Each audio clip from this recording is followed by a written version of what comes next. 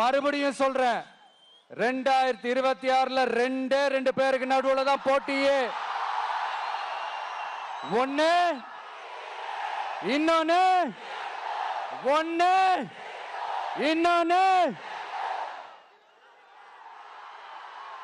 5 நிமிஷம் தான் பேசணும், 10 நிமிஷம் தான் பேசணும்.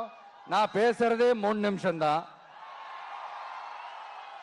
அதுலயும் அது பேசக்கூடாது இதை பேசக்கூடாதுன்னு சொன்னா அப்புறம் தான் எதை தான் பேசுறது.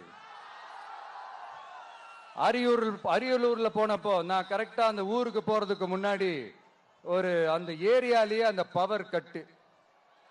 அப்புறம் நான் திருச்சிக்கு போய் நான் பேச ஆரம்பிச்சதுக்கு அப்புறம் அந்த ஸ்பீக்கருக்கு போற அந்த வயரு கட்டு.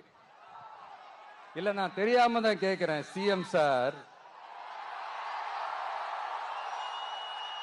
ஃபார் எக்ஸாம்பிள், இப்ப ஒரு RSS தலைவர் இங்க வராருன்னு வச்சுக்கோங்க, இல்ல நம்ம பிரதமர் மோடிஜி அவர்களோ இல்ல உள்துறை அமைச்சரோ இங்க வராருன்னு வச்சுக்கோங்க.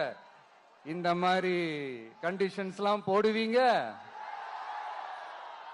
இந்த மாதிரி பவர் கட் பண்ணுவீங்க, இந்த மாதிரி வயர் கட் பண்ணுவீங்க.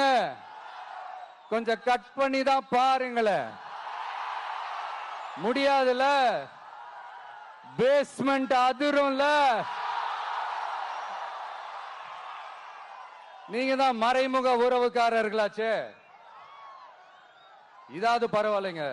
இதை தாண்டி ஒரு ரூல் ஒண்ணு போட்டாங்க, பஸ்ஸுக்குள்ளேயே இருக்கணுமா, பஸ் விட்டு வெளியில வரக்கூடாதான், கையை இவ்வளவுதான் தூக்கணுமா, இப்படியே வரணுமா. மக்களை பார்த்து சிரிக்காத, மக்களை பார்த்து கையசைக்காத, இப்படி எல்லாம். ஐயோ, நானும் என்னவோ ஏதோ நினைச்சேங்க. செம்ம காமெடியா இருக்குங்க. I'm just enjoying like anything.